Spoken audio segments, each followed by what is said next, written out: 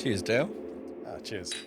Um, Ladies and gentlemen, welcome back to episode 7 of Surreal Melbourne. We've taken a bit of a hiatus, something like that, due to COVID lockdown, obviously. So I'm pretty pumped to be here and to be here with Dale from Invincible Creations. Dale, if you could just show them your logo. Voilà, ladies and gentlemen, it's a beautiful cardboard experience for you designed by the beautiful man called Dale Vince. So, Thank you so much for that introduction. it's very well. It's not every day you get complimented by a sexy French man from Marseille. So, Dale, here today, you have brought one of your newest Invincible creations. Yes, a little bit of a new direction for myself. So this one has been birthed during COVID. It's a COVID creation. And this is coming out of we've been doing a lot of events and a lot of things around Australia where we get to present our art to massive amounts of people at once and huge structures and huge art pieces. And the one thing coming out of that I've noticed, the one question that I'm getting from fans and people who I guess feel inspired is they want to have a bit of it. They're like, how can I purchase this? How can I have a bit of like what you do? And I want to have this in my home. I want to play with it, whatever. So that's something that really sat with me a lot, and I wanted to delve more into that. So during COVID, this is what I've come up with. Yeah. And I wanted to create a piece that would both inspire creativity amongst people. I think we've nailed it. Yeah. We've got something here that people can make themselves. This is like, I've given you the building blocks and they're going to inspire me back. They're going to, I'm already getting photos back from this product. It's only a week and a half old that it's been launched. And I'm already getting photos of things that are people doing with it that I just never imagined that it would go that far and create these crazy, wonderful things. So you're saying is that you've got this geometric, geometric panels that people can make. I don't know if infinite, probably not infinite, but there's a large amount of combinations that we can make. More than I could imagine. Well, yeah, it's so strange because I'm looking at that right now. I'm like, well, that's you've got a triangle there and a square, and there's a pentagon. There's a pentagon, and I'm seems like, simple enough. yeah, I'm like, what kind of shapes can you like? Isn't there like 4 or 5? I can count on my fingers, but then So some of the things we've gotten back is everything from spaceships to even more natural structures of like polyhedron bunnies. So I originally created it in mind of thinking of creating isometric. How would you say? Yeah, more like isometric geometric shapes. That are more regular polyhedrons, like the Platonic Solids series. But people are creating all kinds of architecture to natural-looking things, even to two-dimensional pictures with them. really, Yeah, even laying them out in two-dimensional ways and just appreciating the shapes that they are. But yeah. so the way that they work is they're locked together. They're locked together, and I'll have a bit of a play around with them now. And you can keep creating with them and building and creating all kinds of different structures. I'm so excited to see where these actually go to in the future. And I've yet to actually sit down and really play with them myself. Yeah. I have some structures in mind that I think I'll eventually get around to and challenge people to create. But yeah, there's a very new, a very exciting. Yeah, you've for those of you who don't know, obviously Dale has been a carpenter for 15 years. Doing a lot of residential work, a lot of high-end builds, new builds, renovations, and obviously when he was talking earlier about structures and at festivals, he's basically, you can say that he's a decor artist and who fuses some of what you see on a larger scale with LED lighting. But one thing I kind of two things I want to brush upon is, I guess, the inspiration of these and how you also have incorporated very traditional carpentry methods such as finger joining. So I guess, like, first off, why don't we just kind of like talk about the your inspiration behind the geometry side of things? Okay, so that goes back to like I guess my start in the arts industry. It's still a struggle for myself to categorize myself there. I am a carpenter by nature, as you said. For 15 years, I've been doing domestic and residential work, which branched off into the events industry all around Australia. Yeah. And is the basis, I guess, of like a lot of the things that I do. But then there is some really weird tangents going off into the electronics that I'm really enjoying and creating some weird and wonderful things. Yeah. Yeah. So that's where this began. And the obsession with geometrical shapes began at my first stage that I got to create for a festival, which was Yamea Festival. Yeah. And What year was that? I was confused my years. was it 2016? No, I was going to say 2006. Yeah, no, I nearly did. I was like, no, that's like 16 to I think 2000. that's when I started my apprenticeship.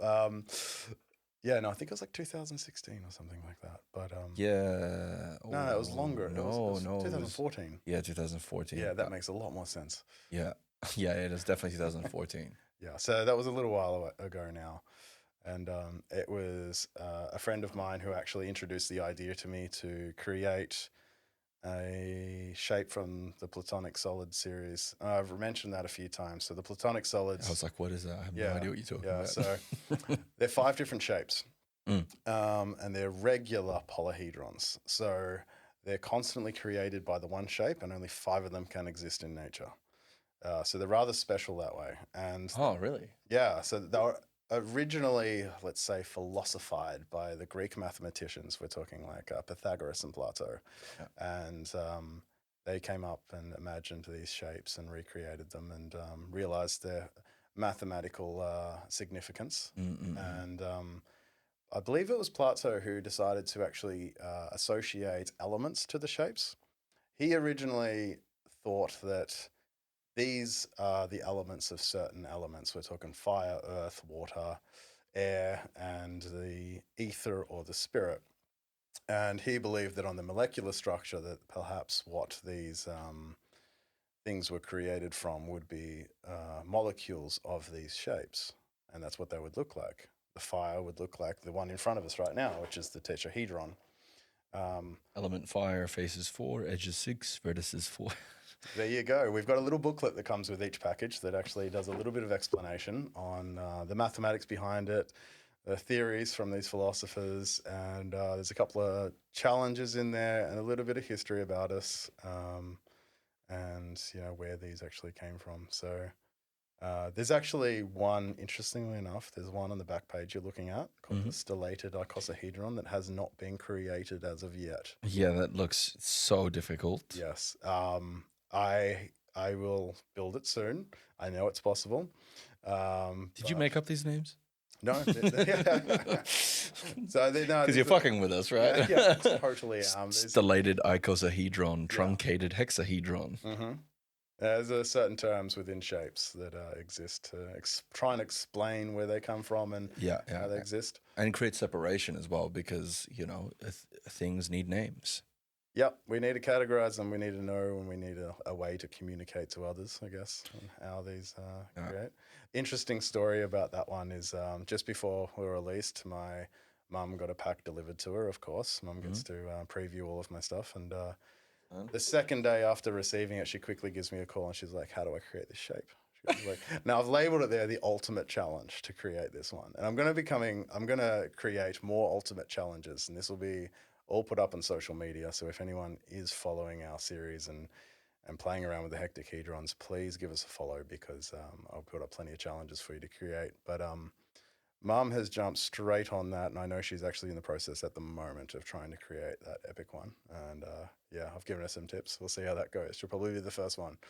Yeah, it's pretty impressive. Oh, that's awesome, man. Look, there's actually one thing that we forgot to mention to people, and it's the actual name of these things, like the name of the brand, your creation. And people can't see it, but... We've got it on the front of this one here. Oh, we got it on the front? Yeah. All right, so they're called hectahedrons. Hectahedrons. That is the name that we have fallen upon. Yeah. It's pretty awesome. So a lot of this stuff was laser cut.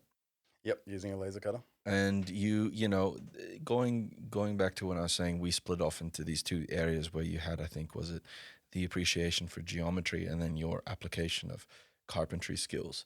Mhm. So, you know, first off, these are finger jointed. And I was saying to you earlier Mm. that they look like dovetails. Yeah, that's actually really interesting you picked that. So within this design is a zero point 0.1 of a millimeter dovetail in this. This creates a bit of a snapping feature to them so they can lock together. Mm-mm. Due to the fact they are a natural timber, they are made out of bamboo. They have a bit of a give. Some can be a little bit looser than others and others tighter, but Mm-mm. they have a way of holding together by that zero point 0.1 of a millimeter of a dovetail, which is actually really cool that you noticed that. Yeah, yeah. I don't look. It's incredible. I mean, for those that don't know, like a dovetail basically looks like a tapered rectangle. That's it. It's like your finger joint. You have finger joints, and then you can imagine the fingers then swelling out into a triangle and locking. Yeah, I suppose that the reason why they call it like a dovetail is because it looks like a dove's tail. Dovetail. That's it. Yeah, I was like, oh yeah, true. That makes We've sense. just had that I realization. just had that Yeah, I realization. don't think I've ever associated that myself either. Yeah, Actually, there we go.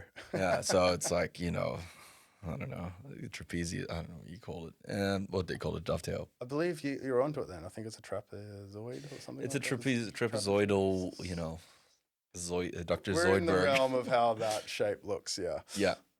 Um, so man, this is really interesting because you, you know, geometry is universal in a sense. We were talking also earlier about how nature, well, industrial designers have mimic nature. And so, you know, there's a term for it. I think it's called biomimicry. We were talking Yep. about how, um, you know, an airplane looks like a bird, and a car is or a sports car is designed to be aerodynamic, and you know, it kind Yeah. of looks like fish or sea, you know, I've, dolphins. I've actually got a good story about that one. So just as COVID was kicking in, I was stuck in Japan, Mm. and yeah, I actually noticed. I did some research on the Shinkansen, the bullet train. I actually got to ride on one, and I was so enthralled to actually have that experience. But what I noticed is these huge, like, when I get the chance, Google these things. It's so cool the way the nose of this train looks, and they actually mimic these from ducks.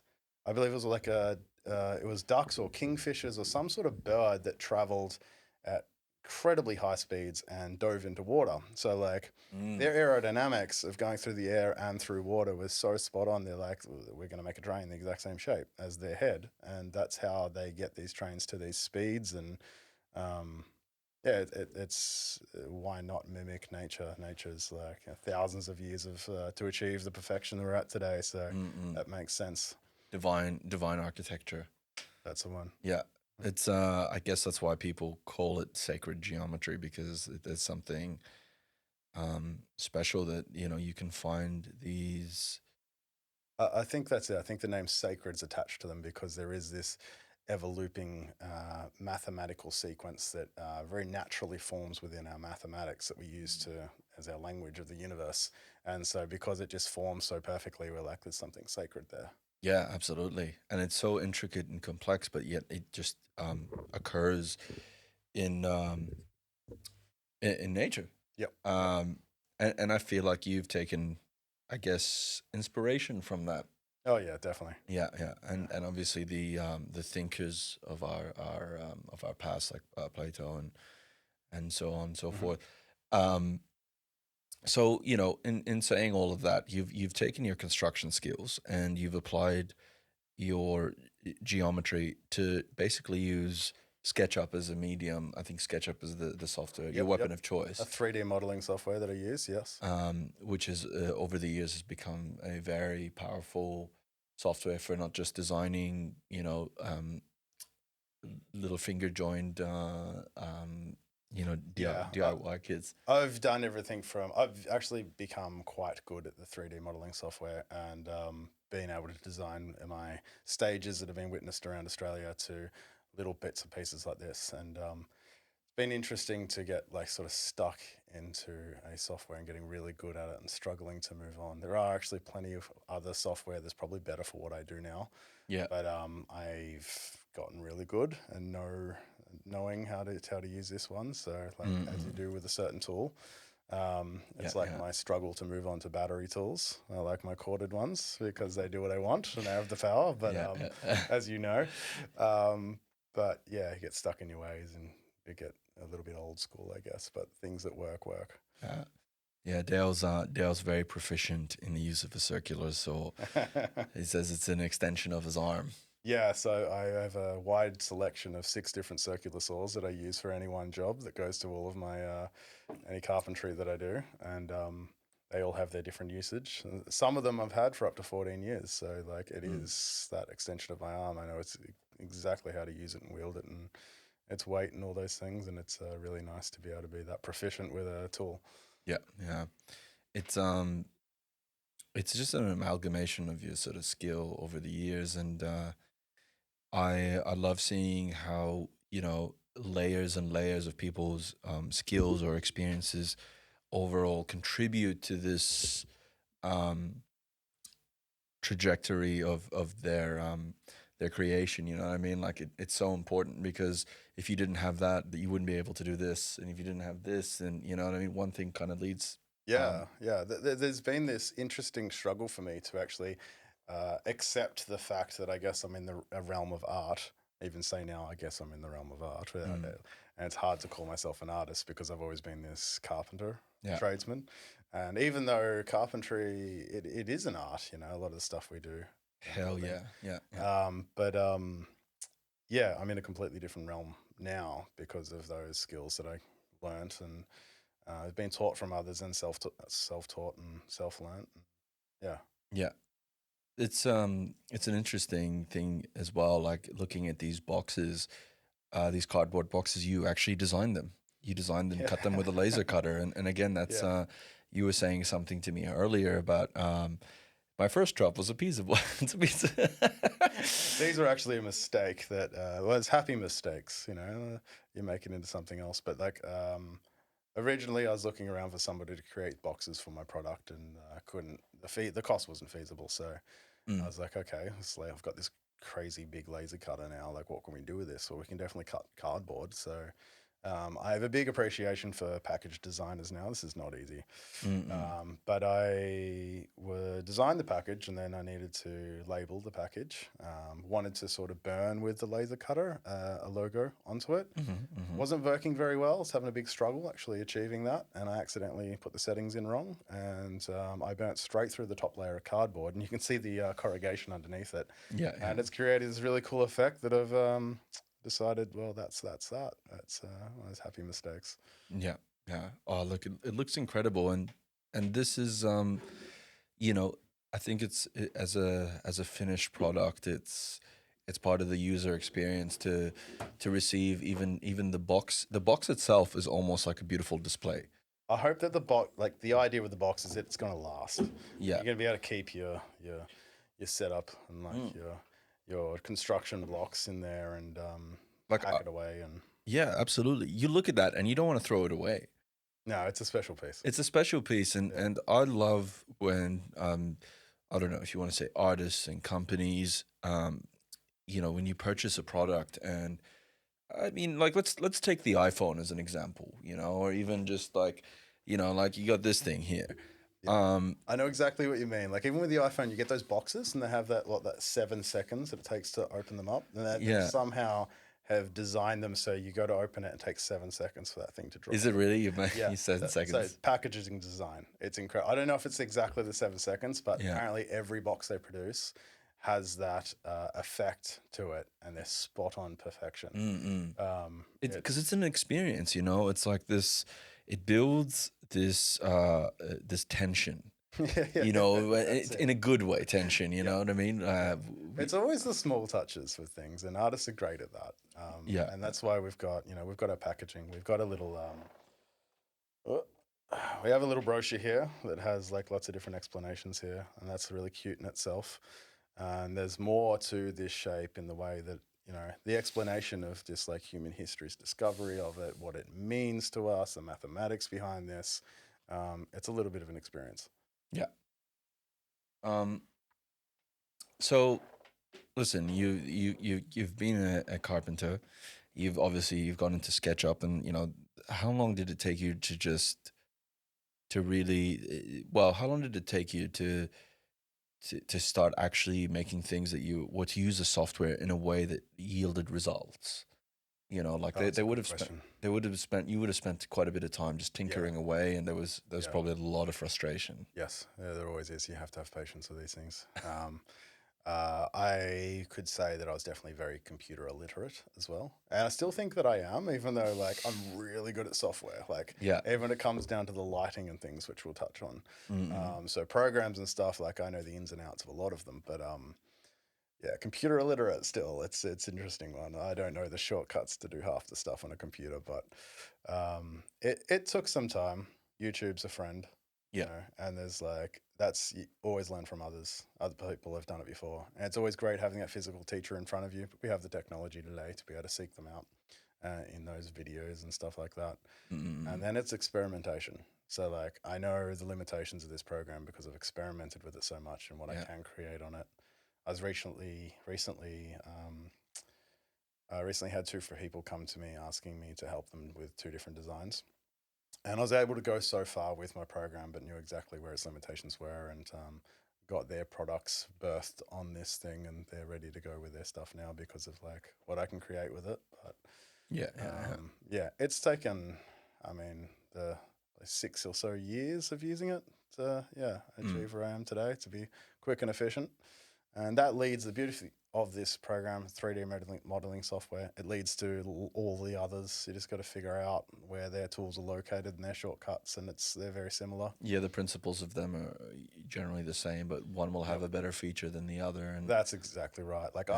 I really don't use the best on the market at the moment either, or the best for what I do. I still use Which is CAD? Would CAD be the CAD has its place. Yeah.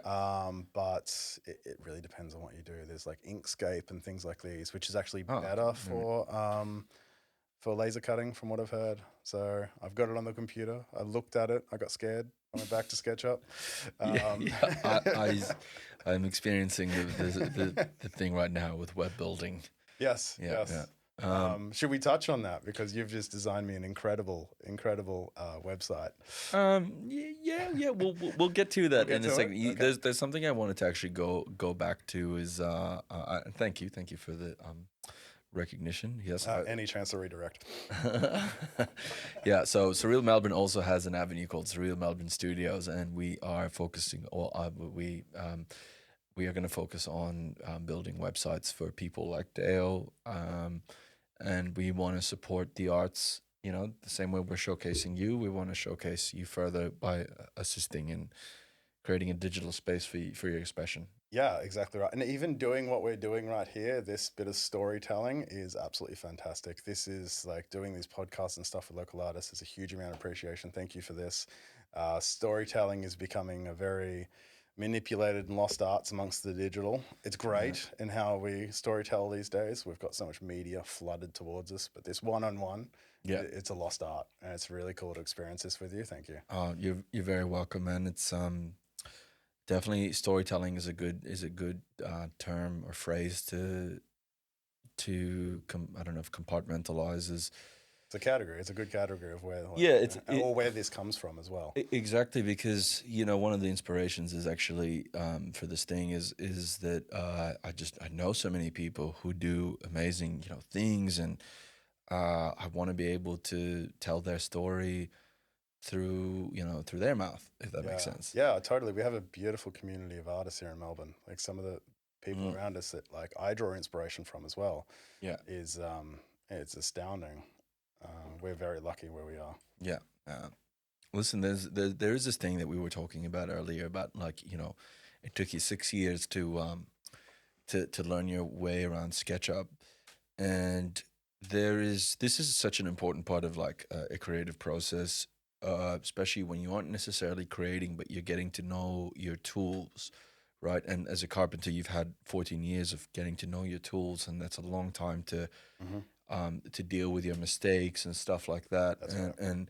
and so now you're learning SketchUp, and you hit a lot of walls, because I know what it's like. You're trying to like, okay, well, I'm trying to make these table legs, for example, and why is this like Attaching to that to and then that, it's pulling to this. and why is this not Yeah. flush? And I can't seem to get this. I have those same problems with sometimes with web building where it's not necessarily also me, it's also the limitations of the software, or it's also you trying to figure out who is, who's who in this equation, whose fault is it, but how can I get through my limitations? So the question from me to you is, first off, how do you deal with that frustration? How do you push through it?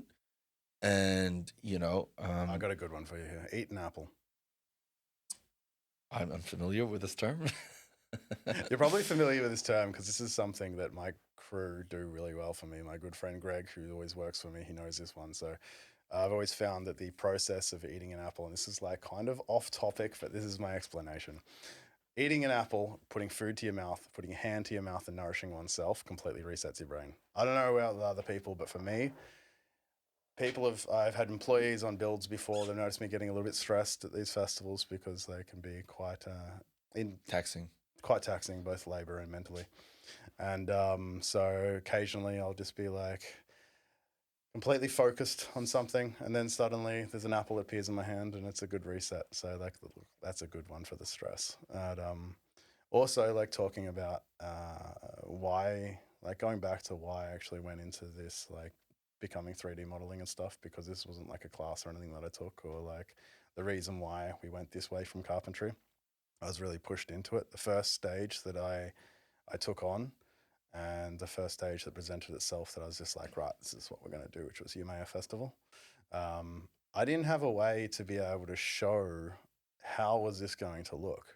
I didn't. I didn't have the ability then to be able to 3D model something. I didn't have the ability to do all that computer work or anything. So I actually built a model from popsicle sticks and little bits of timber. I remember that. you Yeah, remember yeah, that? yeah, yeah, yeah. Which Yeah. was brilliant as well.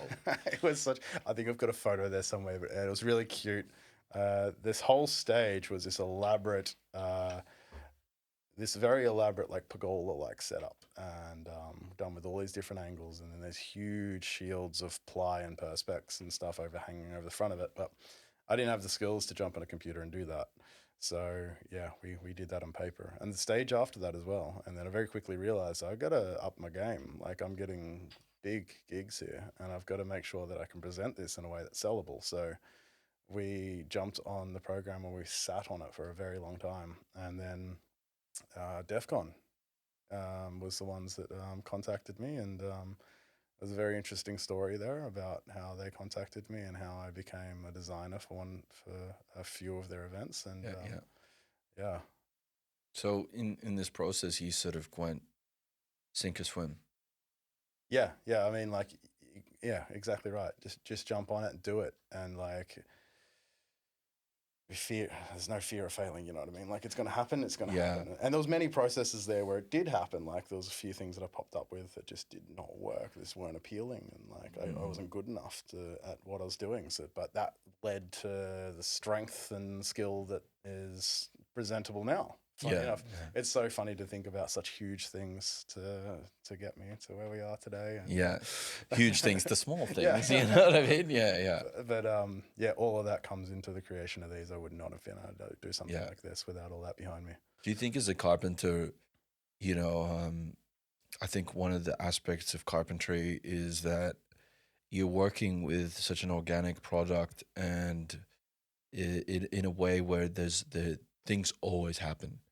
Whether it's a split of a timber or on a bigger scale, like that knot that explodes, things that you can't see in the timber, the swelling, contracting, the moisture in the air. And so many variables. As a carpenter, you're constantly keeping in mind little nuances of just everything. It's not just the timber, but working a job, you are constantly faced with little obstacles sometimes. Like you're trying to let's say take renovations as an example. You go there. They're the worst. Yeah, they're the worst because you are like, okay, well, this is going to be clear sailing. We're going to go, the floors are going to get changed and this and that, and then you take the floors off, and then you realize simple. We just take down the back wall. We attach a new little part of the building there. That's all that's needed, right? If you take down that back wall, you find that it's all been old green wood, hardwood studs that are just twisted to 90 degrees, and like the whole house is sinking into the ground, and like you can't predict this stuff until you break in and see Mhm. it. So yeah, every job like that has got a little bit of fear behind it because, well, with experience, you become a lot more used to it. But Yeah, and that used to it, do you feel like that's contributed as well to your overall dealing of minor failures? Not failures is a very harsh word, but no, it's still it's a good one because like you don't produce things without failures. You don't learn without failures. If you mm, just keep winning, and you just keep nailing stuff, there's no learning there. yeah, And yeah, no, it definitely contributes to it. It definitely it leads to be better skilled at what yeah. you do. Yeah. So this goes back to this thing where we were talking about like sink or swim.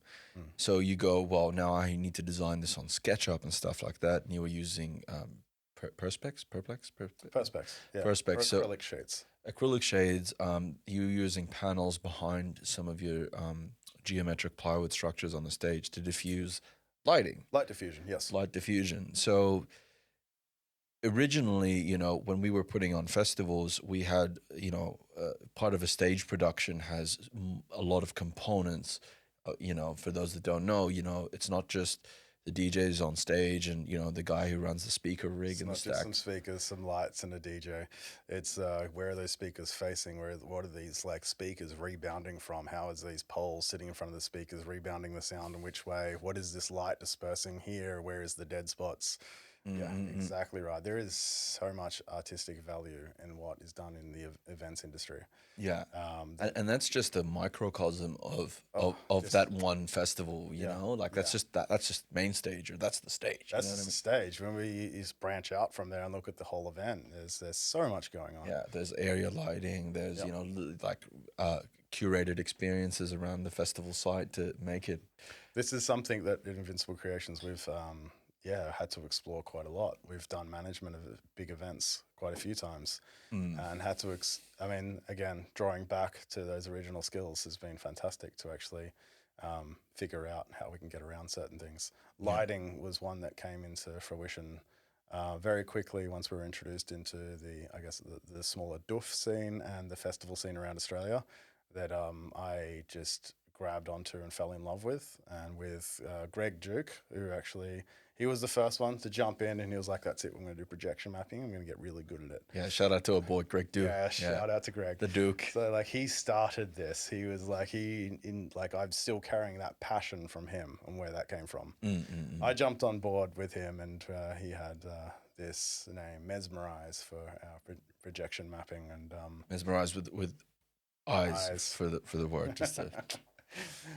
So we did a lot of projection mapping at a few events, and it was such fun and beautiful work, and we learnt so much from being in the field and learning about lighting, and even people's reactions to not only lighting but video, and how we could even manipulate and control certain crowds with what you project and the energies you put into stuff like that. And we've carried that through years of just like different experimentation and fixtures and projectors and festival lighting and today like we've really fallen into this realm of LED lighting, Mm. which is one that I really love because it's there's so much that we're getting to do that has never been seen before. Yeah, yeah, and LEDs. This is the future. Yeah, Right now, yeah, yeah. It's definitely very present and like it presents this really cool element of the something that we can just uh, create beautiful things with and be very cost efficient about it. And it's been really cool. So I've during COVID, there's another creation that's happened where there's these new fixtures that I've created. Now I design a lot of beautiful lighting fixtures and have them in stock and hire them all over Melbourne and even up in Sydney they've been hired and they're presented at nightclubs and different festivals and we operate them live as like any other fixture, but like no fixture you've ever seen before. mm. Um, we must. We've got to like thread that into the to the podcast when anyone's mm. watching that on YouTube. Then you'll be able to see what they look like. Yes, we've got a video coming up real soon, probably ready by the time this podcast is. Ah, amazing. So again, so you had to teach yourself a lot of this lighting lingo, Yeah. la Yeah, lingo. just like the sketch. Oh, there kind of was.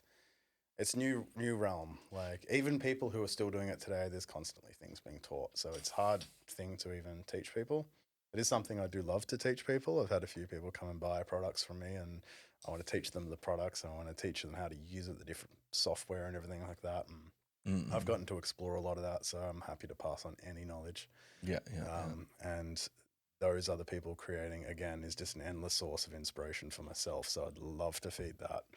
Yeah. Um, it's a very selfish, interestingly selfish way to put together by helping others. But yeah. So that's your drive, is that um you really want to share with people your creation, so that it doesn't just feel like you're hoarding all this knowledge, and No, like. it's all about that inspiration from others. It's like it's all about getting to create something that people have never seen before, another realm, another world that they didn't even know Mm, existed, and see a spark ignite in them, and be like, yeah. oh, you can do this kind of stuff. Like, what can I do with this? Um, that's the drive behind that. As it's yeah. Do you feel like, when you look at sort of your career in retrospect, in construction, you're delivering the completion of spaces, whether you're building a deck or a new extension where you've done, this whole new section.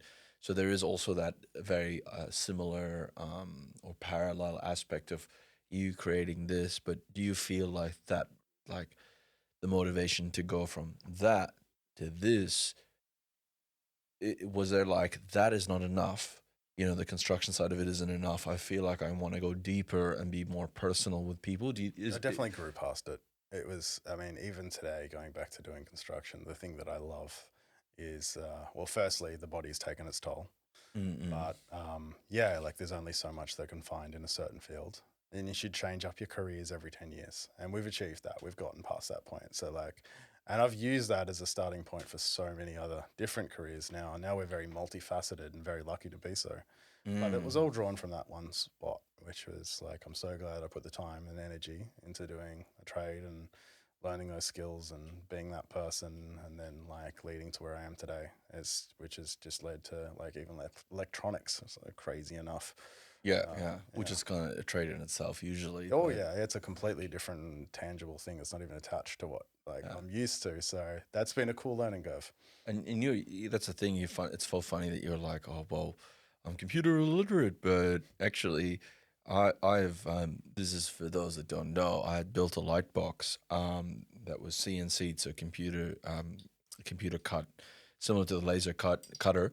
Mm. A CNC uses a router bit, I guess, to cut out shapes and stuff. It Yep. can't do sharp lines, much like the laser cutter, but Pretty um, much same design, but instead of a laser head, you've got the motor and the blade. Yeah. mm-mm. And you lent me a little lighting fixture that you sort of put together, a piece of hardware kit, and I was trying to basically make this LED light box for my Beyond Surreal company Hmm. reactive, and holy fuck, is it complicated to try and teach yourself how to build like a little script to 3 days before the party, because your resources are constrained and your time is constrained, having to do that. It definitely gives me an appreciation for that. And it's so funny that you say that you're computer illiterate, because this is some complicated and very technical bit of gear that really takes time to just experiment. Yeah, I guess it's one of those things with computers, you can never know it all. So, like in certain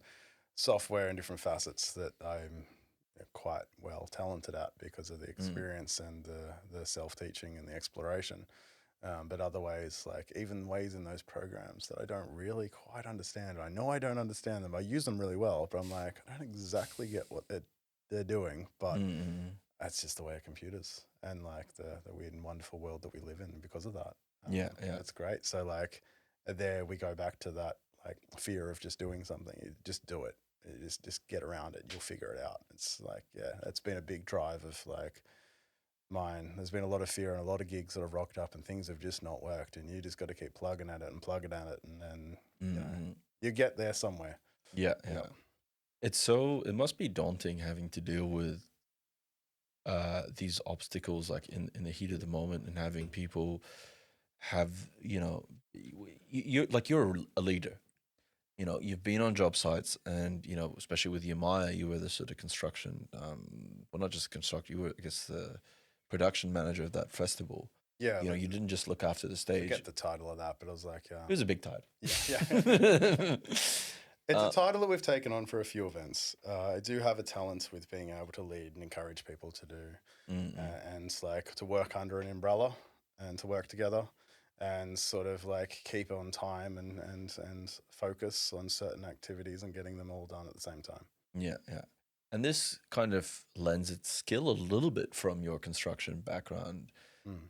Right, is it safe to say that? Oh, definitely, yeah. So my construction background comes when I first did my apprenticeship, which was in 2006. Yes, I think you mentioned that earlier. Yeah, around then. So I think that's when we kind of like 2005, 2006, I started an apprenticeship, come straight out of VCE high school, wanted to be an architect, and then decided. Okay, so that was your initial. That was the initial thing, which makes sense from where we've gone today. I look back at that and I'm like, okay, this makes sense with designs and stuff like that. But okay, so we decided we didn't want to be locked into an office, which is what an architect is at the end of the day. We did some work experience and we were just like, yeah, no, I want to feel the sun. Yeah. So we did took on an apprenticeship, and lucky to achieve an apprenticeship with a guy down on the surf coast. And it was 4 years of strenuous, ridiculous work. But it developed some old school skills, which is really cool. This is a carpenter that you were working on the surf coast, which is there's a surf. Okay, so we're talking. Is it Geelong?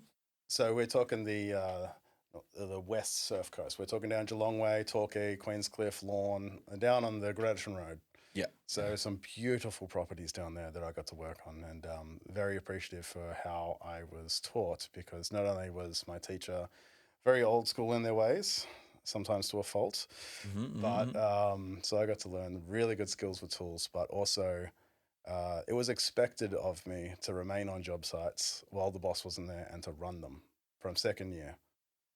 So how many other chippies were on site?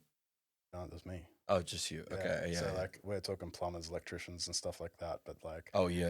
I'd have to direct them, and like that also makes sense, because a carpenter is essentially the person who's building not just the essentially the builder, and should be the builder. It's interesting this day and age. I've worked on job sites where the builder has been a chef.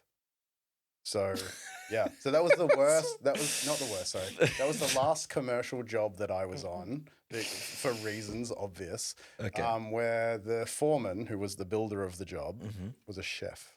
That was his background of trade. And he went and got himself a building license, and he didn't know how to use plans or read plans. So he would present them to me, and I would read the plans for him and let him know what needed to be done. The building industry is a very strange one. That's why I stick to the domestic. Yeah. That's where I get to make the decisions mostly. Was it a restaurant to begin with? No, this is Skilled Stadium in Geelong. This is a big job. This is like an extension that was done on the big stadium in Geelong that I was a part of. But yeah, so my history involves me being trained as a builder. So yeah, trained to lead people and have a goal and a project and get that to a certain point. And so that was epic that I got to be taught that way. Yeah. So when you did it, did you find it very difficult at the beginning, or did you just kind of go this because you wanted to be an architect? There's a lot of pressure for a young man. Yeah, of course. I was also lucky enough to be paid very well, and that's why I stuck around, because of like the pressure. As an apprentice, you were getting paid a little bit more than. Yes, I was, because of the the expectations put upon me. Yeah. Which was fair, but even then, it was this resulted in a burnout. But later on down the track, you're saying, yeah. But this is understandable for, like, I guess the older generation to work the way that they did, and it was just get things done and get things done now. There's pressures put upon you and stresses and things like that, and this day and age, we're figuring out this thing called burnout, and the reason why we struggle to go forth with stuff like that. And so, yeah, there's appreciation there, but there's also like there's a lot of hardship that came from it. Yeah. Do you okay? Well, to begin with, there's some interesting things that we can touch or unpack from that. Is first stuff you're talking about adrenal fatigue, I guess, or what if you want to, fatigue in general, and Yeah. the burnout that you get is not just physical, but it's also mental. Um, If we want to delve deeper into my history and mhm. like where that actually comes from, so we had an amazing an apprenticeship that delved lots of different skills, but we're talking 6 days a week, 10 hours a day for 5 years as a young man, and getting Mm. paid really good money. So on that day that you had off as a young man, we're living it up. Yeah, We're not saving that. We're going out drinking and partying and just doing that all those things. one day and then rocking up to work with a Yeah, hangover. yeah, Yeah. like it's just what you did, and you had the energy and the body to do so. And then so we had we had all of that build up, and then after 5 years, stuff started to fall apart in my life a little bit, and so Mhm. it led to a bit of a burnout. We had the passing of my father that happened, which was a shock in my life, but and that led to a couple of years of some interesting behavior, I guess you could say, and a bit of Just lost a bit. a bit of misdirection and things like that. And but that I guess it's important to discuss that history because that led to a discovery of what we call down here in Melbourne the duff, or what we call in Australia. And that environment, getting like, I never even knew anything like that existed. These underground parties that happened out in the wilderness of Australia. Mm-hmm. I was called up by Greg. We're mentioning him again. He comes Shout up. out to Greg Duke. Yeah, shout out to Greg Duke. Holla at your boy. Oh yeah, he appears a lot in my history for good reason. You better crack one of them for me as well, by the way. Which one do you want? Oh, I'll grab the lashes. So I get called up by Greg one day, and we'd been friends, and we knew each other. He's a Geelong boy as well. He's a right? Geelong boy as well. Yeah, he's Surf Coast, but he's Torquay. Yeah. And so calls me up and he's like, all right, camping trip. And he's like, I got a feeling. He goes, I'm just putting it out there. I've got this feeling that you need this camping trip. He's like, pack up the ute, come out into these coordinates. No joke, he sends me coordinates. I'm like, this is Did smartphones existed at that point? What year was this? We just. still with Nokia's simian. I'm pretty sure I had a Nokia. But oh, excuse me. So I get that's it. I get these coordinates, and I'd never heard the word doof. He didn't even mention the word doof. I rock up at this place, and there's Greg in his pano, just like panel van. Panel van, okay. Yeah. So he's just stretching lycra amongst trees, and like he's got these like tables set up, and we're in the middle of nowhere. This is like the middle of dry forest Victoria. Was there anyone else on site? No, there was no one. I got lost getting there. I was climbing this mountain in this ute that was not designed to go out here. Yeah. And I look down. There's Greg in this panel van, and I go down there. I'm like, I was shocked. I thought he'd lost it for sure. But within a couple of hours, this guy rocks up this huge trailer and this like this stereo, like this huge speakers, this Function One system. I didn't know what Function One meant back then. I'd never even exist. I didn't really go to many events or even music events back in that earlier age. I was very premature to discover the events industry and many other things in life because of like locked into that trade. So suddenly this speaker system rocks up and starts getting plugged in, and I'm just like, I'm helping out with everything, but just bewildered. And I'm like, I got to a point of asking questions, like, I'll just keep my mouth shut, see what happens. These people are crazy. There's no one coming out here. No one's going to find this. And like Greg keeps telling me, he goes, you build it, they will come. What year was this? Fucking great. Okay, so this festival, this doof was called Doofocalypse. I think I know you talking about. So this was the same time as Eclipse. Oh, 212. Yeah. Yep. Oh, wow. So for the people that couldn't make it, Greg put this thing on, and he didn't tell me what it was. He just like, come out and come camping, and then. So Craigie actually put it on. Yeah, Greg. it was Greg's event. Actually, didn't know that. Yeah, and then these people rocked up, and they played this thing called Psytrance, this music, and I was just like, what the fuck is this Sly trance? Like, Sly. Yeah, I had no idea what was going on, and so this led to a lot of interesting things. This led to a lot of a direction completely away from a past that was becoming slowly corrupted. And so it led me to Melbourne. It led me to an events community. It led me to artists. It led me to so much amazing, awesome influence. Mm. And yeah, that was the birth of it all. And so very quickly after that, went to a few other events. Every event that I went to, I worked at. I was like, that's what I know. That's the only thing I want to do, just use my hands. So I was like helping stalls set up or whatever. Very quickly became, friends and noticed by people who needed that sort of thing, like a few of our friends. And then that led to our festival that we put on. Which is Yumaya. Yeah. Yep. And the beautiful things that flourished from it. Yeah. It was such an amazing direction. It's achieved so much for so many of us, and gotten us, where we are today. And that's a bit of my history and past, and where all this came from. Yeah, it's so funny when I speak to a lot of people about festivals that this is a common thread. Oh, festival saved my life. Yeah. It saved my life, but like it's an but exaggeration. It's true. Like I've got the same story. It's my life wouldn't be the same if it wasn't for festivals. I definitely wouldn't be where I am or doing what I am, and I'm very happy with where I am and doing where I am because of like that influence. Do what you do, yeah. Festivals led me away from a lot of bad stuff, and led me to something beautiful. It introduced me to a lot of creative individuals, which, especially living out in the country, which Geelong, I mean, look, it's the biggest town in Australia, but for me, outside of like the inner city, I guess, or not inner city. Well, no, it's like the biggest town. So it's not a. What's the biggest? What is it? The biggest city, but not the biggest capital. So it's like the closest to being a capital. Geelong's huge. Yeah, it is, isn't it? Yeah, but it's still like very like when I grew up there, the mindset was very country than like what my influence were. So it was very stagnant, I would say, and I got to learn some really cool stuff from it, and definitely a really good work ethic. Learned lots about cars, doing crazy shit with them. That's another one. Yeah, we can go into because oh no, you're a tinkerer.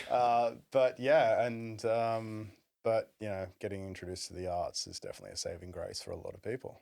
Yeah. It's you have an incredible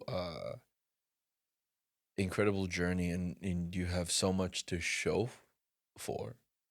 You know what I mean? This is one of the things that I was just like, that's why I reached out to you and was like, you've got to let me help you build the website. Yeah. Let's hang on. Let's touch on that story for a second.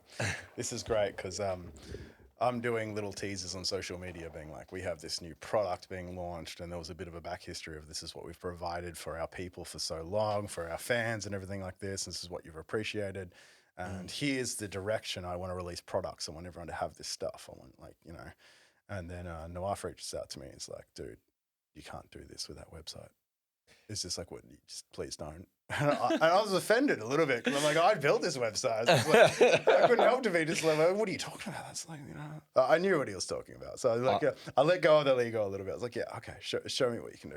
Yeah. Look, for those that don't know me, I am a very critical individual. Like, if you ever cook for me and invite me to your house, I grew up in one of the most richest food cultures of the world, and I can taste it in your food. Your food is fantastic. Thank you. Hopefully, something will come out of that as well. I use my hands with that. Like, I finger my food. Yeah. But that's actually how we ate when we had the traditional food, like slow cooked lamb, with the rice. And, you just like scoop it in your mouth and you use that. Is this the index finger? What is that finger?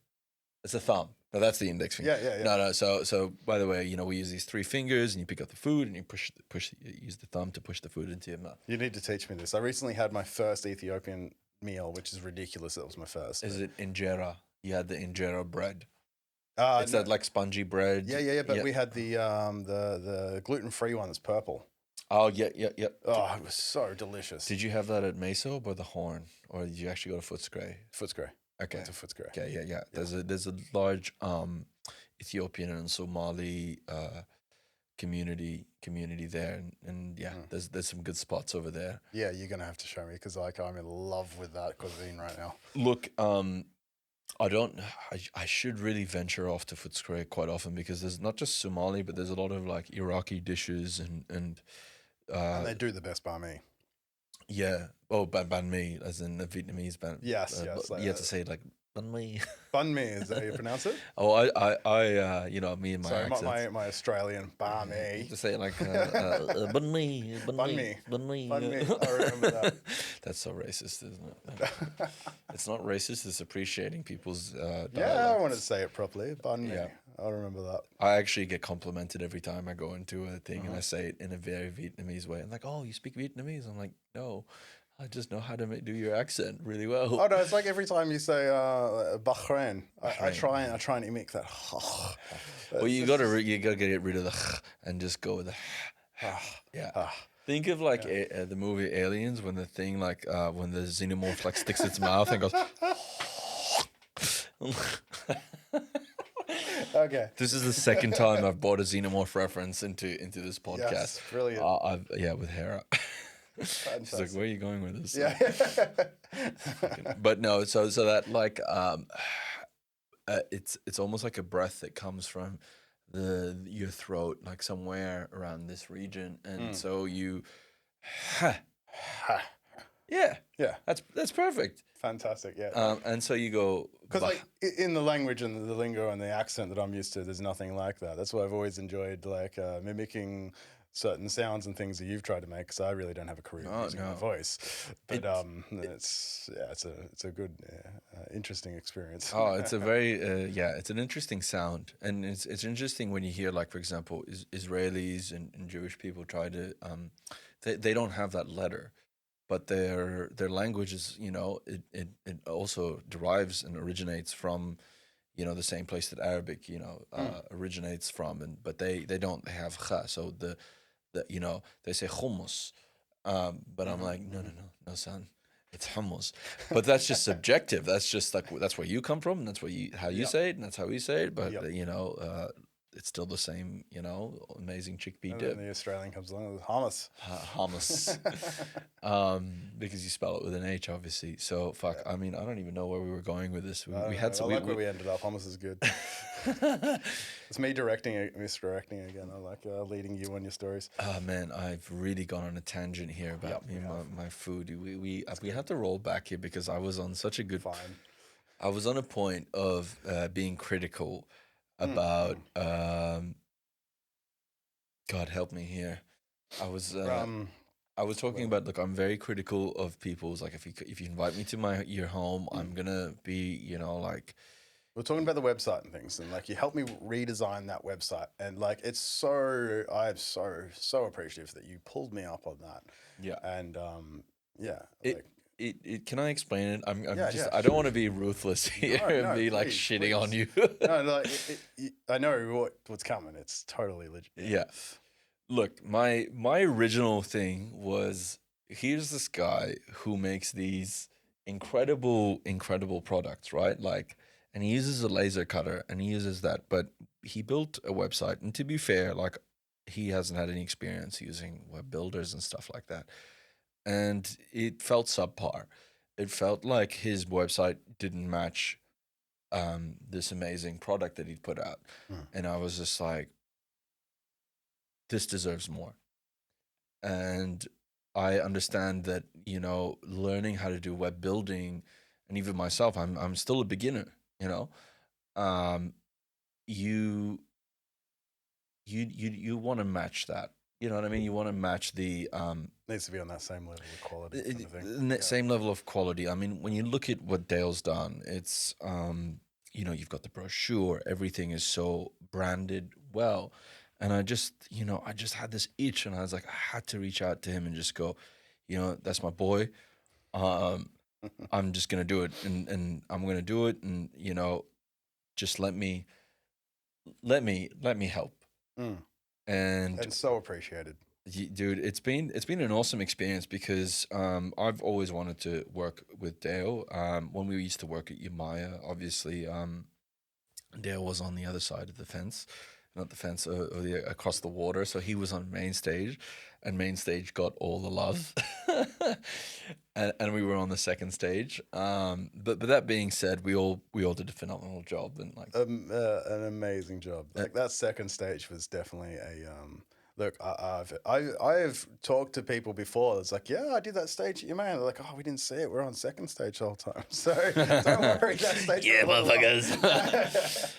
And that's not a reflection on the decor because the decor was pretty banging. It's just the music. Like people, people go to events and if it's a predominantly psytrance event, they're not, not a. He's uh, mind you, everybody. So definitely rolled my eyes. Yeah. Like, mind you, everyone. I still play psytrance. I just don't listen to it. But Yeah. you're at a festival. Festivals should be encompassing, and this is my We view. have an appreciation of where we came from. We just evolved. Yeah, we just evolve. We like different music, and you grow old, and your tastes mature, and right. and now psytrance has become a bit of a mainstream phenomenon. But yeah, It has its place. Like I was has its such place. a sigh head because it was nothing like I'd ever heard before. Coming back to my original story. Exactly. Yeah. What is this? Fell in love with it. I wanted dark side. I wanted like high tech. I wanted like deeper and darker and stronger. And like I was falling in love with some French producers that were doing like really rare genre, but like progressive high tech.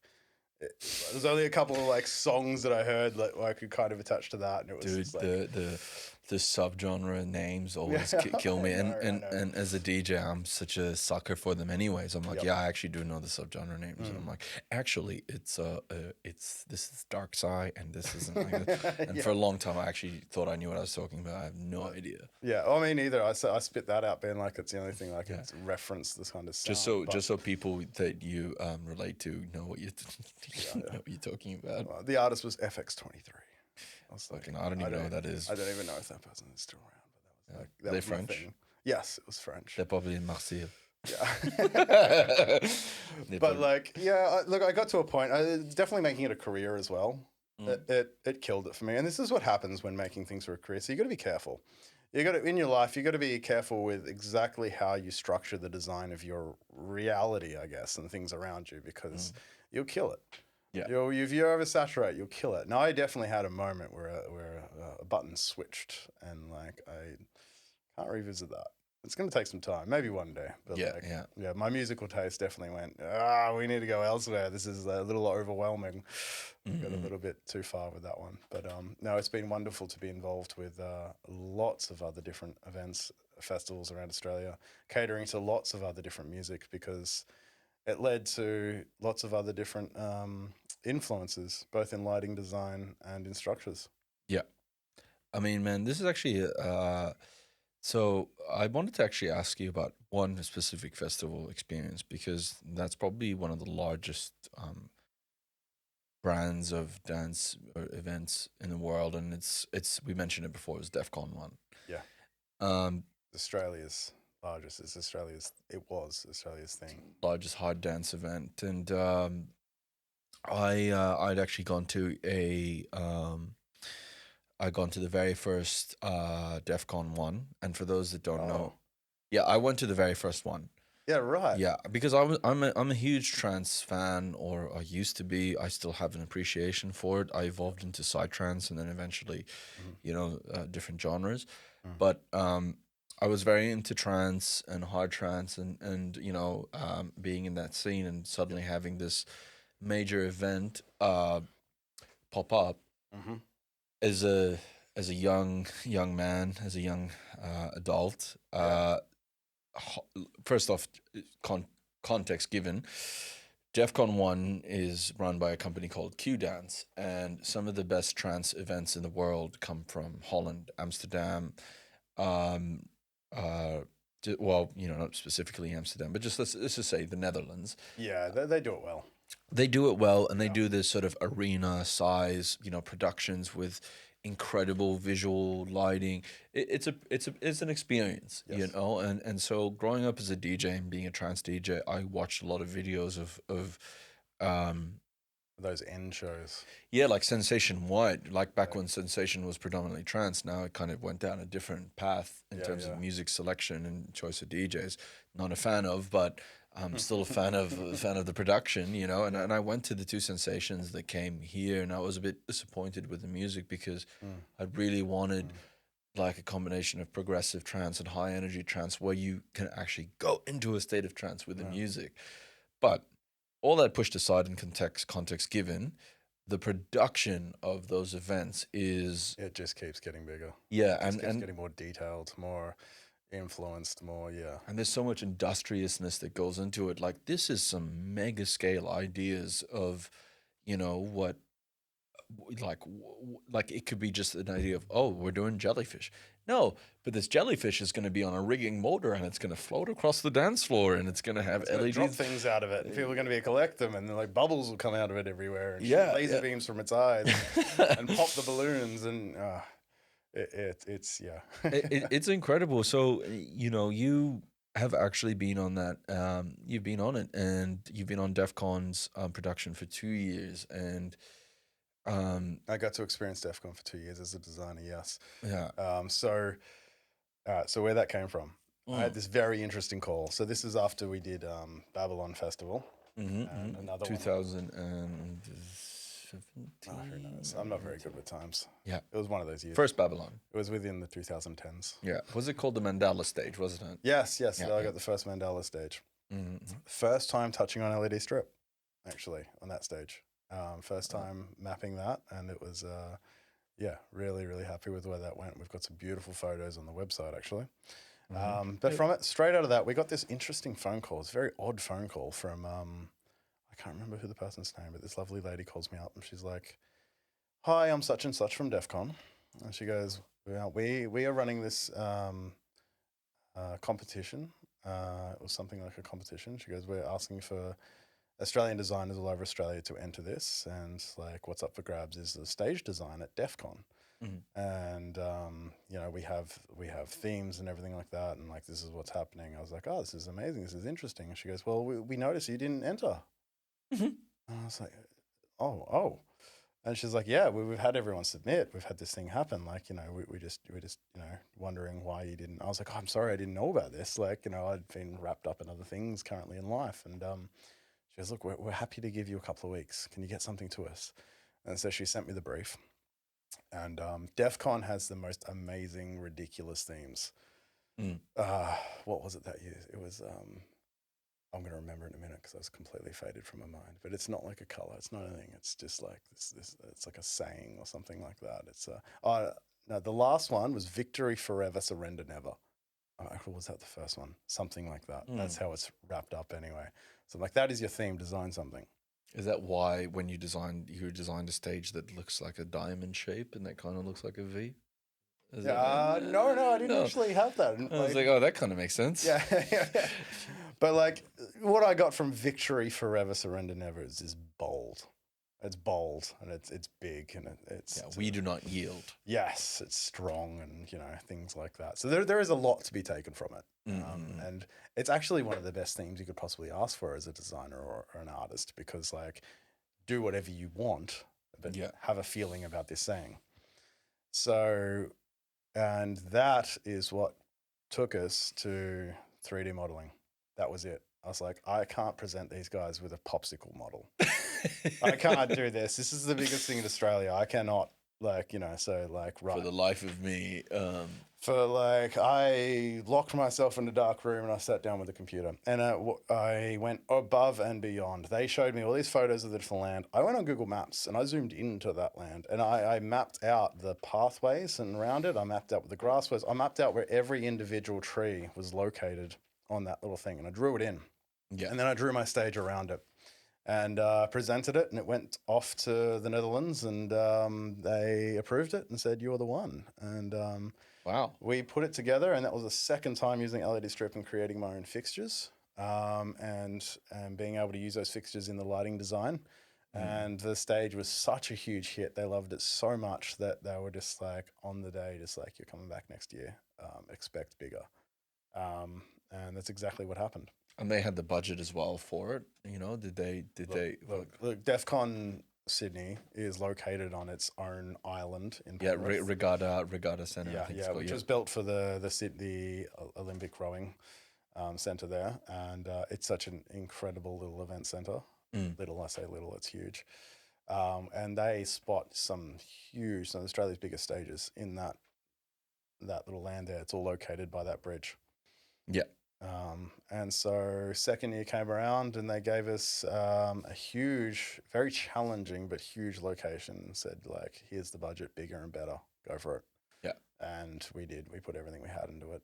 We just went above and beyond. Now I say we as well. I would like to touch on that because like I've I had was going to mention that. Yeah. yeah, we have some incredible people that have backed me and supported me throughout the years, and like we've mentioned a strong one of them Greg. multiple times. Shout out to Greg. Shout out to Greg. Yeah. Shout out to Greg.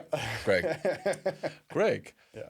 Greg. So there's been so many other people that have been there behind me during the years and have worked with me and helped with the artistic influence and stuff like that. Bad Idea Factory, they were involved, right? Bad Idea Factory, yeah.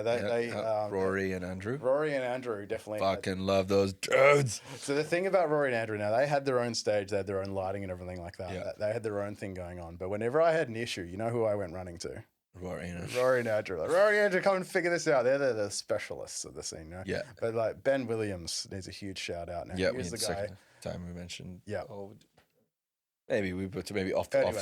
Viz FX, Ben Williams. Every time I do a stage, I demand the lighting budget, and it goes to my man because, and I know I'm a big pain in the ass in his side, but like I get to be the lighting choreographer, and he directs that, I guess, like because he knows how things work. I don't. Yeah. I'm more just like make that do this color and flash and do this way, and he's just like, oh my god, okay, we'll put this effect on this, and yeah. Well, that's the fun part is you've built all this thing and now you want to step back and just play and interact with the structure because it's actually part of like what people don't realize is this is incredibly fun to play with lighting. That's exactly right. That you can actually touch, much like these, like controllers here. There you go. Yeah. It's like DJing. It's so tactile. Yes. If I push that fader on a lighting desk, that thing's gonna strobe. And watching that influence on a crowd of thousands of people is it's very enjoyable. Yeah. But also as a stage designer, getting to not just stand back and see what others can do to the stage, but also be an influence on where that can be redirected is like it's my goal. And that's something I've taken on with every stage. Like I want to be behind not just the design of the stage, but where that stage ends up being displayed with both lights as well. We touched on this earlier with like the dispersion of light and how this works. There's certain things that I create that need to have light projected on them in certain ways to actually achieve the goal that we're going for. And I've been lucky enough to have these beautiful people, like you mentioned, the Bad Idea Factory and Ben Williams from Viz FX. Yeah. They, really have taught and led me, and these are the lighting specialists, but I keep coming to them with the most craziest questions and different ideas with my lighting fixtures, and they have, helped direct me to these stages and the direction that we've gone with them. DEF CON, the last DEF CON that went ahead, thank you very much. Did a bit of a boo-boo there. But... No, you nailed it. I like it. I kept that going.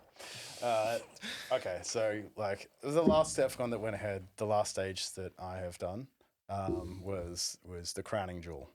It meant a lot to me. There's a lot behind that stage. There's a meaning behind it. There's a way it was built. It's the biggest thing I've ever done. But not the biggest thing I will do, and so I got to have a lot of beautiful influences brought in, and even down to, I used every single resource I had, even down to the fire performers of Australia. We had some of the best on that stage. I built a stage that was accommodated. It was flame-proof, and it was the biggest fire-performing stage ever created. It was multi-leveled, and I got all of the most craziest performers that I knew to get up on that stage and perform the whole time and light that thing on fire. We had flame artists from around Australia. We put like 13 different flamethrowers on that stage. We had fire everywhere. We had grinder girls shooting sparks and cutting the stage up in front of us, and just like grinders going everywhere, sparks going everywhere. We had flamethrowers, handheld flamethrowers shooting off. It was big, and that's what DEF CON is. We had this like big, bold explosion of awe, and to be a part of that and to be able to work on that is like it's just unforgettable.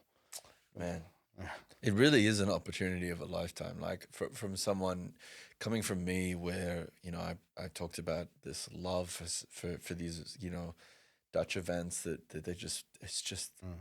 grand. It's beautiful to see these events appreciated so Yeah. much overseas.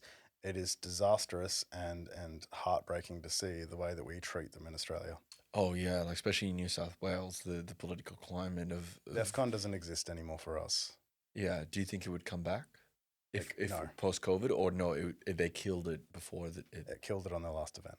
Yeah, you know, I'm surprised they didn't think about bringing it to Melbourne, but I know that the hard dance community is. I think it's bigger in Sydney. I don't know. It's a strange thing why they chose Sydney as a It's because of location. our government. It's like it's regardless of location, the reason why it's can't come back and stuff like that. And this is like I'm going to say this is an uneducated sort of discussion about this as well. We don't know the nitty gritty, even though we Mm. were involved in some production. Mm-mm. Is that you know, and we've seen this from many other events. This isn't just DEF CON. Yeah. Our industry was destroyed by our government before COVID. COVID was the nail in the coffin. Yeah. We lost a huge percentage of our events of where we get to display our art and where we get to become and build the businesses that we do from these events that fund us, that encourage us. And this is bred from like a country that like you look at other countries around the world.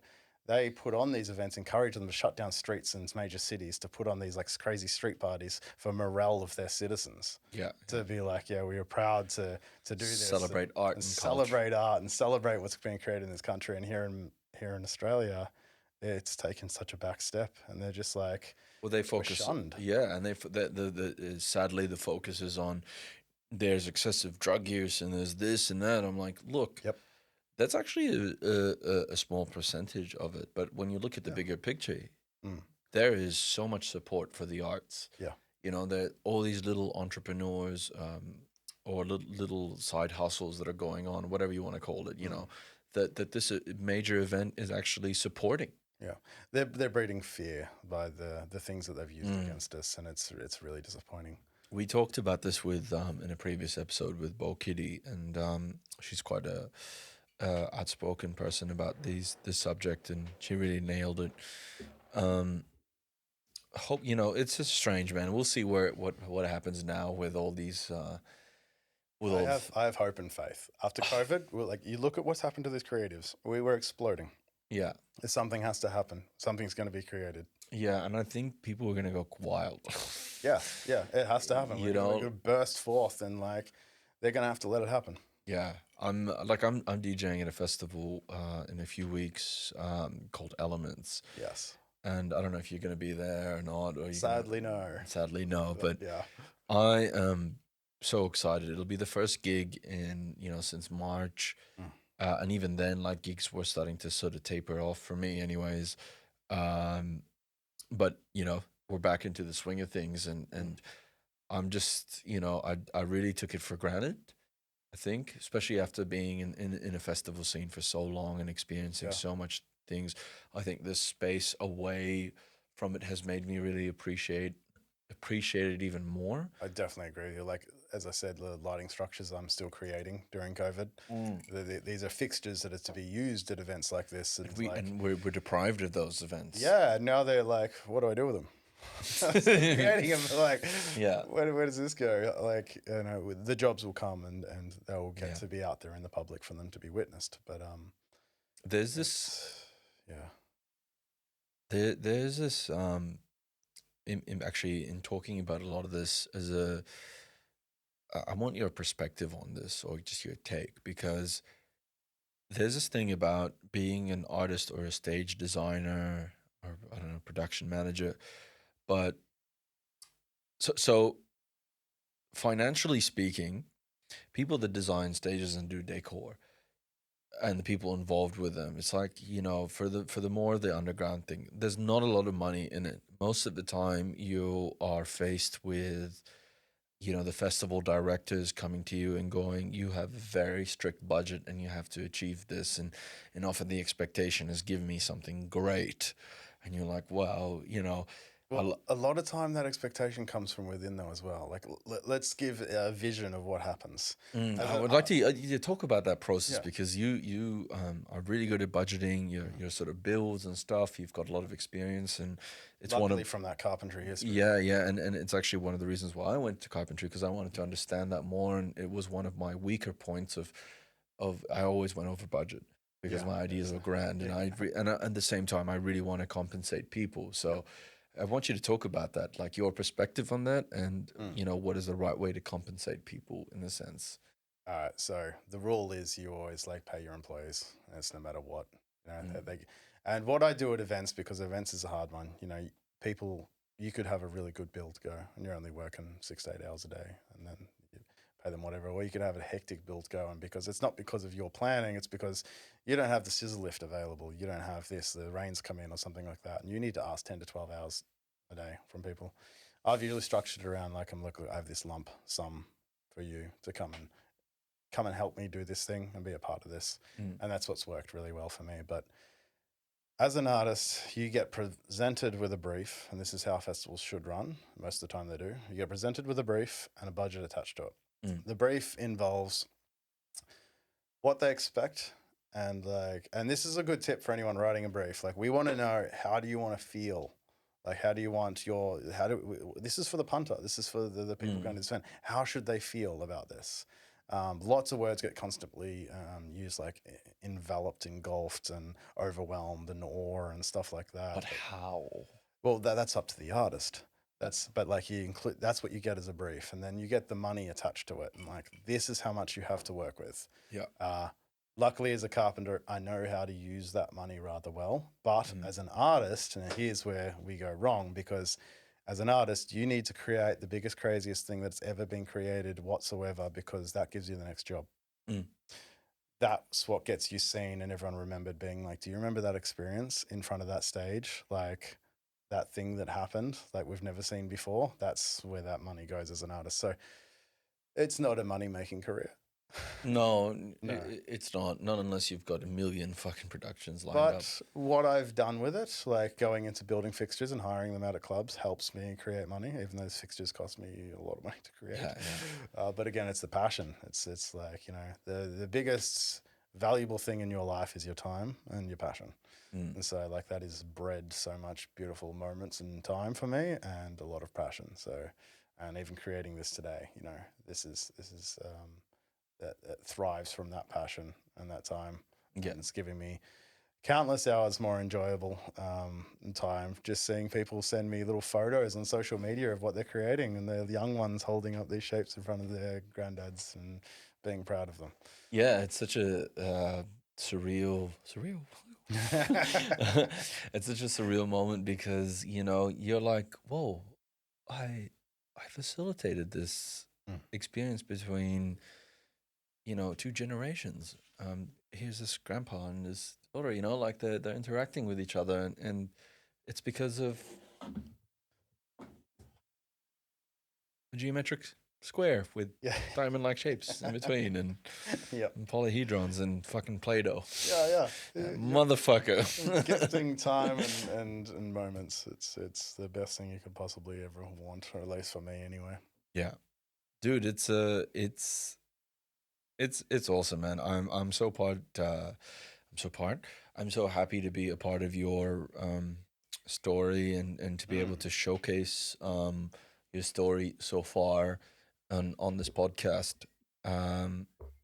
You're on this incredible journey, and I'm really excited to see where this goes, because this does have the potential to become a product that could be in toy stores and different, maybe not toy stores, but maybe in like board game places and stuff like that. Where we're going. We've got a few places, especially in Melbourne. Melbourne has some really niche, cool little stores that we're going to be pitching these, and people got to pick them up in person rather than buying them online. And I think that's probably a really good avenue for you. You know what I mean? I think accessibility is our thing that we're focusing on here, right? That's right. Well, actually, I've got we do have something coming up that we've asked to be a part of. There's a pop shop. It's called a pop shop. Urban Arts Collective. This is going to be, I've got this written down. You've got like little Yeah, bottle stains on that. Down. Yeah, I know. We've had a couple of drinks, but yes. So it's called the Artisan Craft Bazaar. This is happening in West Melbourne. It's happening on the 18th to the 20th. So everyone look up the Pop Shop Urban Arts Collective Artisan's Craft Bazaar. This is going to be filled with, it's kind of like a market, but it's going to be filled with incredible different arts from around Melbourne. Lots of beautiful different artists and all different spectrum. I'm going to be there, going to be selling these shapes. On top of that, we're also going to be presenting some of my lights. So you're going to get to come and see some of these in actions outside of the clubs, outside of the festival. And it's going to be running for, did I mention what dates? So 3 days, 18th to 20th December. 18th to 20th December. God damn, that's our elements. So I won't actually be able to visit, but for anyone who's not being able to, the rest of Melbourne, which is large. yes, come and check us out there. And the Artisan, the Urban Arts Collective, the Artisan Craft Bazaar. Follow myself on Facebook. I will be promoting the hell out of it. Invincible Creations. That's right, and you will get an opportunity to either meet myself or see my wares there. Yeah, dude, I'm excited. Congratulations on the Hecticahedrons. Hecticahedrons. You can't. Yeah, I'm. Yeah, the name stuck. I kind of like, is it too harsh and brash? But I don't know, it's stuck. I come up with that, and I was just like, no, because it's like your imagination. How is it a very Aussie thing, like hectic? It is definitely an Aussie thing. That's exactly. It's hectic, mate. Yeah. I feel like it's this very Aussie lingo, hecticahedrons. Yeah, but it works because look, it's me. I gotta just you got to do you. Embrace that, don't I? Yeah, you've got to do you, man. This is your authentic thing, and actually, the more complex you go, like hectic is associated with complex, and it's associated with crazy, and it's like, how far are you gonna go? These designs can get really hectic, and the idea. I want people to get as hectic as possible. Yeah, just show me what you got. We will be running competitions. If I see you create something insane out of this, I'm going to be giving you freebies. I'll give you like promo codes for the store. I'll give you free packs. Like as this gets larger and larger, there'll be a community built around it, and it's going to be exciting. Dude, before we wrap things up, do you want to just like, I don't know, do you want to tell people about the prices of these things? Because let's touch on that. You might as well, I guess. We're ranging from, what is it, like $28 to $65. So is that $28 right there? That's a $28 pack. There's another pack. Can I have a look at that? Can I open it up? So what's in that? There is a $28 pack that fits inside that, and then there's another pack that's $45 that fits inside that. Oh. And then the next pack, this one is the 65, we believe. And each one of these comes with the, as you've got in your hand there, a little tool. Now that little tool helps you actually stitch your pieces together, because it does get quite difficult. It is a puzzle piece. Oh, okay. Can you demonstrate that? Yeah, let's build something. Come on, quick, keep pushing these pieces over to me. Let's see where we go. So what we're going to be building right now is the... before we wrap things up, I might as well get a demo. Yeah, let's do this. This is the Dodecahedron. So chuck all of them over here. Okay, here you go. Them down here. Here you go, baby girl.